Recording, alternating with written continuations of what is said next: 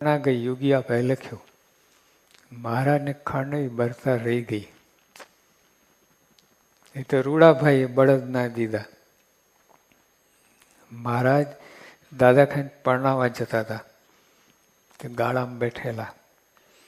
મહારાજ કે રૂડાભાઈ આવું કંઈ ગાળું તો જોજો ને, આવા બળદની જોડ હોય તો. હા મહારાજ. મહારાજ ધામમાં ગયા તો એમને જડી નહીં જોડ. પછી લાઈટ થઈ કે આપણું જ ગાડું દઈ દેવાનું હતું, આપણા જ બળદ આપી દે. મહારાજ એ જ એટલે બોલ્યા હતા પણ સમજ્યા નહીં. મારા ધામમાં ગયા પછી સમજ્યા. તો યોગી આપા કહે છે કે રૂડાભાઈ બળદ ના દીધા, રૂપરામ ઠાકરે ખાંડ ના દીધી. પછી બળતરા થઈ. એ બળતરા અમને ના સમજાય, અમને ના થાય તો જ્ઞાન સમજી શકીએ, બુદ્ધિમાં મૂઢપણું ના રહે, એ બુદ્ધિ આપજો. જો મૂઢપણું, હા અંધારું થઈ જાય સારું, તો આવું સમજ જ ના પડે. બોલો પછી લાઈટ થાય. મારે ગયા પછી લાઈટ થઈ બંનેને, પછી શું કામનું? હાજરીમાં ના થયું, ચૂકી ગયા અવસર. એટલે આ રીતે મહારાજ કહે છે કે પોતાના દોષ ના ઓળખાય. ભક્તિમાં 3 મોટા વિઘ્ન. એક કયો પોતાના દોષ ના ઓળખાય. બીજું ભગવાનના ભક્ત થકી મન નોખું પડી જાય. બધા ભેગા રહેતા મંડળમાં બધા શું થાય? નથી જોવું. આપણે એકલા સત્સંગ કરી લઈશું. ઘણા વિચાર આવી જાય. હા, મંડળ મંદિર નથી જવું. આપણે ઘરે એકાંતમાં વચનાથ વાંચી લઈશું, રોયાની સભા પત્રિકા વાંચીને કરી લઈશું, પણ મંડળ નથી જવું. મન નોખું પડી ગયું. મારાને બિલકુલ ગમતું નથી આ. મારે કે જેને આટી હોય ને તમને દીઠો ગમતો નથી. મનમાં આવું કોઈ વિચારે ને તો કાઢી નાખજો, મરી જશો. કે આપણે ઘર બેઠા વાંચી લઈશું, સત્સંગમાં જવું નથી, મંદિરમાં જવું નથી. કેમ? ઓલા સાથે બનતું નહીં. એટલે પણ ભગવાન શું લેવા દેવા? તો મંદિરે કેમ આવો છો? ભગવાન દર્શન કરવા કે ઓલાને દર્શન કરવા આવો છો? કઈ મૂર્ખાઈ કહેવાય. એક હરિભક્ત સાથે ના બને એમાં મંદિર આવવાનું મૂકી દે. ગોંડલમાં યોગી આપા એક હરિભક્તને કહે, રાજકોટના હતા, 2 ભાઈઓ, સગા ભાઈ. તો એક ભાઈ ગોંડલમાં જ રહીને સેવા કરતા હતા મંદિરમાં. બીજા ભાઈ યોગી આપાએ કહ્યું કે કેમ આવતા ગુરુ, અમે મહિનાથી અહીંયા છે, ગોંડલ છે, તો રાજકોટ અહીંયા છે, કેટલા હરિભક્તો આવે. તો ઓલા ભાઈ શું કે એના નાના ભાઈને એને ત્યાં કાઢો તો હું આવું. હવે તો ગોંડલ મંદિર સેવા કરતા હતા. બાપા અમે કોઈને કાઢીએ નહીં, તો કે હું ના આવું. લો, 2 સગા ભાઈ છે, પણ કહે છે ઓલા એને કાઢો તો હું આવું.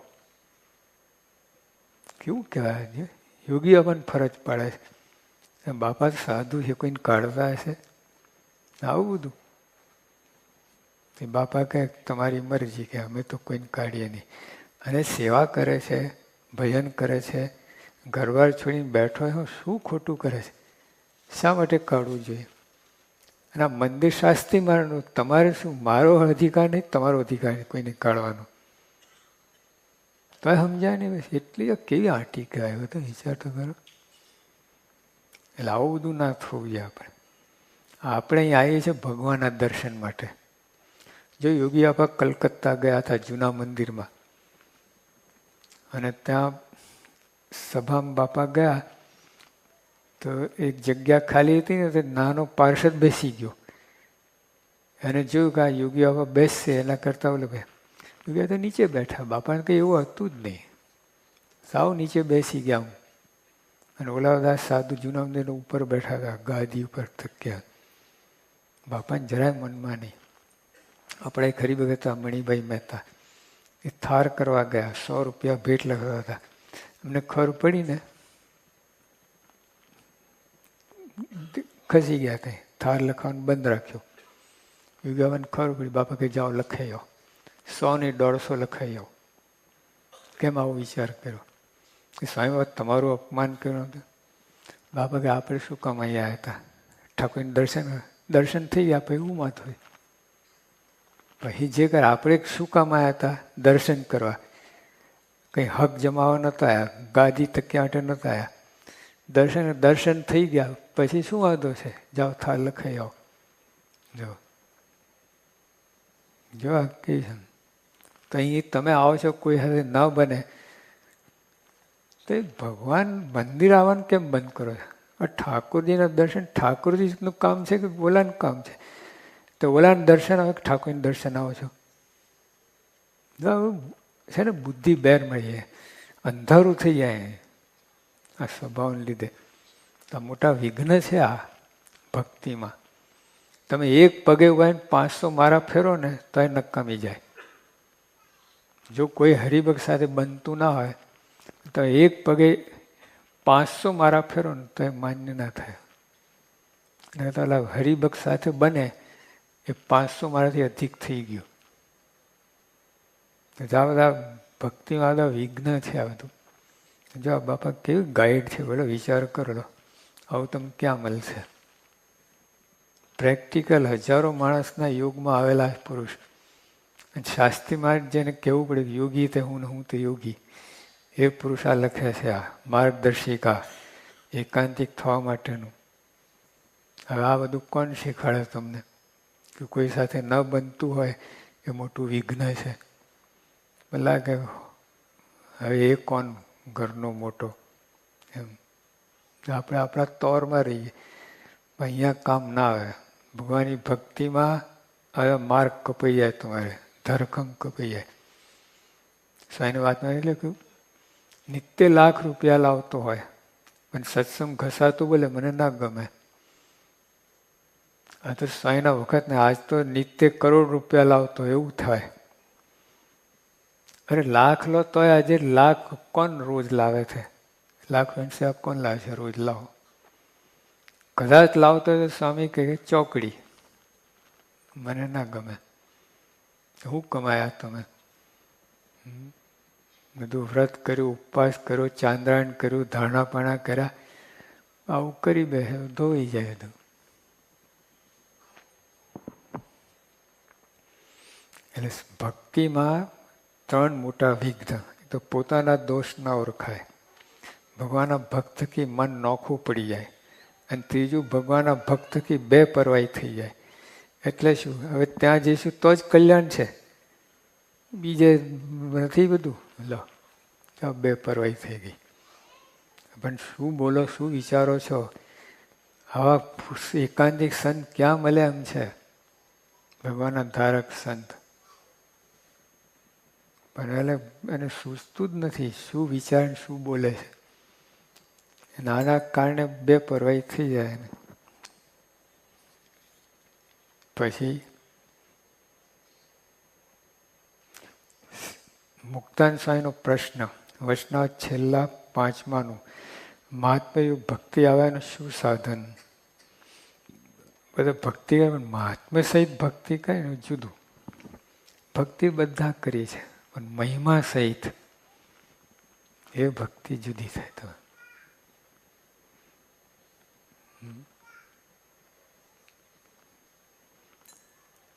મહિમા સહિત ભક્તિ, કોરી ભક્તિ નહીં, લુખી નહીં, મહિમા સહિત. તો જો એમાં મહારાજ કહે છે, શ્રીજીમાં જવાબ આપ્યો કે શુક સંકાદિક જેવા જે મોટા પુરુષ તેની સેવાને પ્રસંગ તેમાંથી મહાત્મ્યયુગ ભક્તિ જીવના હૃદયમાં ઉદય થાય છે. પુસ્તક વાંચે નહીં થાય. તો એકાંતિક થવું હોય તો એકાંતિક સંતની જરૂર પડશે. એકાંતિક થકી જ એકાંતિક થવાય. પુસ્તક વાંચીને કોઈ થયો નથી. અમે છે ને એક ગામમાં ગયા, એક યુવકને ત્યાં. એટલે સ્વામી આ જમીને જ જવું પડશે. એટલે મેં કોઈ બીજે ગોઠવાઈ ગયું છે? એ કે ના ચાલે. ફરી ગયા, 10 વર્ષ નીકળી ગયા. અને વાત એ સાચી હતી એને. ફરી કરતા 10 વખત નીકળી ગયા, 10 વર્ષ. ત્યાં પધરામણી કેટલાને બાકી છે મારે બધી ફરી કરે. આને બચારાને બરાબર પકડ્યો. આજે તો જવો જ ના દઉં. બીજે જમવાનું કે 2 વાર જમજો, પણ મારે ત્યાં તો જમવું જ પડશે. સારું તારે સાદું શું તો 2 વાર જમશું, જા કર તૈયારી. હવે થયું શું કે હું તો ટપાલ લખીને બેસી અને ટપાલ લખતો હતો. ઓલા અંદર રસોઈ બનાવે, એના બધા મા બાપને બધા ગામડે ગયેલા. પછી 1 કલાક થયો, અંદર જોવા ગયો શું કરે છે. લોટ બાંધેલો એટલે ગરમ કરતો. મેં કહેલા શું કરે છે? કે સ્વામી લોટ ઢીલો થયો એટલે કઠણ કરું છું. એમ કઠણ ના થાય, બીજો લોટ નાખવો પડે અંદર. અને તો બીજો લોટ જડતો નથી, ક્યાં છે? મેં કહું મારી સાથે ચાલ, ભૂખ્યો મરીશ, અમને ભૂખ્યા તું ભૂખ્યો મરીશ. જો થયું શું, એને બા કે બહેનને જોયેલા છે લોટ બાંધતા બધા, તો બેસીને શીખવું પડે. એમ ઊભા આવતા જતા એમ ના શીખાય. એના બધું જોયેલું હોય છે તમાશો બધું. બસ એમ લોટ બાંધ, પાણી વધારે પડી ગયું, પછી લોટ જડે નહીં એટલે ગરમ કઈ કઠણ કરતો લોટ, સરકસ કરતો હતો. એમાં એવું ના થાય. એકાંતિક ધર્મ અને ભક્તિ તારે એકાંતિક થકી જ એકાંતિક થવાય. જો આ બહુ મોટી વાત છે. આપણે જરૂર નથી ને ખબર નથી પડતી. અરે આ લોકમાં ડૉક્ટર થયો, એન્જિનિયર થયો તો કોલેજમાં જવું પડે છે. ઘર બેઠા કોઈ ડૉક્ટર થયો છે? 100 ઓપરેશન જોઈ લે આંખથી, ડૉક્ટર થાય? 100 મોટા પુલ જોઈ આવે, ડેમ જોઈ આવે, મોટા મકાન જોઈ, એન્જિનિયર થાય? એમ ના થાય. તો કોલેજમાં આટલી લેબોરેટરીની અંદર જ ડૉક્ટર ને એન્જિનિયર થાય, પછી મોટા મોટા કામ કરે. શરૂઆતમાં એટલામાં જ બધું કરવું પડે ને. એટલે પહેલાંથી બંદૂક આમ ઉપાડીને ના લગાવે. પહેલાં 1 આંખ બંધ કરીને બીજી આંખ ઝીણી કરવી પડે. પછી જો તાકતા પછી 2 હાથથી ઉડાડે, 2 હાથથી લગાવે તો નિશાન પાડે. પહેલાથી એમ કરવા જાય ને આકાશમાં જાય. એટલે પહેલા સત્પુરુષ જોઈએ, એમાં ધ્યાન. પછી સત્પુરુષમાં ભગવાન દેખાય, પછી બધામ દેખાય ને. જ્યાં જોઈએ ત્યાં રામજીના બીજુના ભાઈ. પહેલાથી બધામ રામજી જોવા જાય ને મરી જાય, કાંઈ ના થાય. લો, પહેલા સત્પુરુષમાં જોવું પડે, ત્યાં દેખાય ને પછી બીજા બધામ દેખાય ને રામજી, બધામ ભગવાન દેખાય. એટલે સત્પુરુષ જોઈએ એમાં. આ લોકમાં એક પ્રોફેશન શિક્ષણ જરૂર શું પડે છે? પછી આમાં ના જરૂર પડે. પછી જેવા શિક્ષક એવું થાય. શિક્ષક ભમેળા રમતો હોય, પછી વિદ્યાર્થી એવા જ થાય નથી. એમ ગુરુ આવું કરતો હોય પછી. એક ગુરુ બહુ હતા ને રાજાને ખબર પડી ગયા તો બહુ મોટા ગુરુ છે. એટલે આખી સવારી લઈને રાજા આ ગુરુને દર્શને આવતા હતા. ગુરુ ઝાડ ઉપર ચડીને જોવા લાગ્યા. રાજા કઈ પાછા વર્યા. હું બરકત એ આપણને જોઈએ છે. આવું બધું થાય.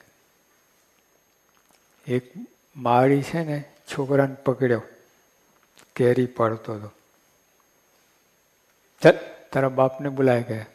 તો બાપને કહીને તને માર કે મારા બાપ ઉપર ચડ્યા છે. હું તો એ કેરી પાડ્યો નીચે ઝીલવા ઉભો હતો. હવે શું દશા થાય?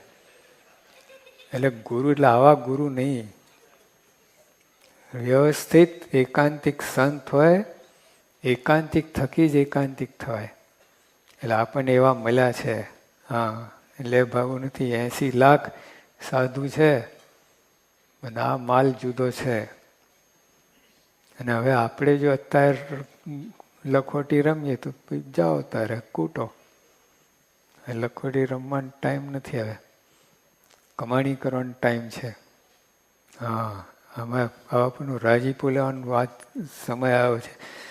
કરોડો જન્મ નક્કામાં ગયા. હવે આવા પુરુષનો રાજીપો લઈ લો ને કામ થઈ જાય. હું ફર કરો છો, આમને તેમને દિવસો કાઢો ને પૈસા બગાડો ને સમય બગાડો ને બુદ્ધિ બગાડો ને બધું શક્તિ બગાડો. સમજીને કામ કાઢી લો.